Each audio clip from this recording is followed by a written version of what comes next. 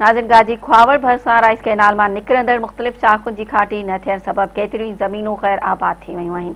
उन हवाले सां ॾिसूं था मुस्तवर हुसैन ख्वावड़ जी ये रिपोर्ट। रेस कैनाल में निकिरंदड़ अर्थर बिराज ऐं अर्थर बिराज में निकिरंदड़ खुआवड़ ऐं मंगियो शाख समेत केतिरनि ई शाखनि जी खाटी न थी सघी, जंहिंजे करे को फसल सही माना में न थी सघियो ऐं आबादगारनि खे काफ़ी हद ताईं नुक़सान पहुची वियो। उन वाल सां ॻोठण सां अॼु ॻाल्हि ॿोल कंदासीं त संदन जा कहिड़ा वीचार हूंदा।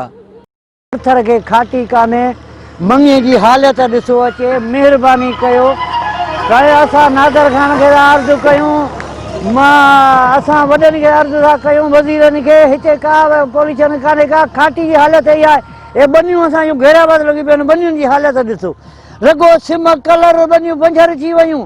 ज़ुल्म न हक़ असां सां, हे कहिड़ी असांखे वज़ारतूं ॾिनियूं, वोट ॾी मथे मोकिलियोसीं, असांजा नुमाइंदा असांखे हक़ वठी ॾींदा, वाह जो हक़ वठी ॾिनो अथनि। हे सॼो मुल्क घेराबाद, हे ज़मीनूं ॾिसो बंजरूं लॻी पियूं आहिनि, पाणी आहे कोन, मिसकिन माण्हू कामोरा बि कोन था अचनि, कहिड़ा वोट वठियूं निकिता हलिया विया।